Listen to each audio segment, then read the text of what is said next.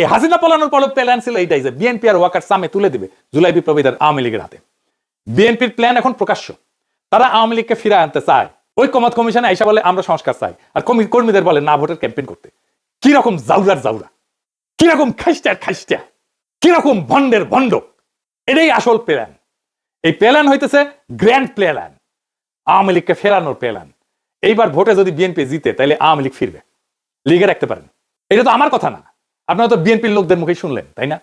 আপনি আসলে ধানের শীষে ভোট দিতেছেন না, আপনি ভোট দিতেছেন নৌকায়, আপনি ভোট দিতেছেন হাসিনা রে, আপনি ভোট দিতেছেন ফ্যাসিস্ট রে, আপনি ভোট দিতেছেন ভারপ্রাপ্ত আওয়ামী লীগ রে, বিএনপি রে না। যারা আওয়ামী লীগরে ফিরে আনতে চান তারা ধানের শীষে ভোট দিতে পারেন। আমরা বলবো নৌকার ধানের শীষ দুই সাপেরই একই বিষ। এই দুইটারই বাংলাদেশ থেকে হটাইতে হবে, এই দুইটারে ক্ষমতার আশেপাশে আসতে দেওয়া যাবে না। এটাই আমাদের আগামীর বাংলাদেশ গড়ার শপথ হোক। ইনকিলাব জিন্দাবাদ।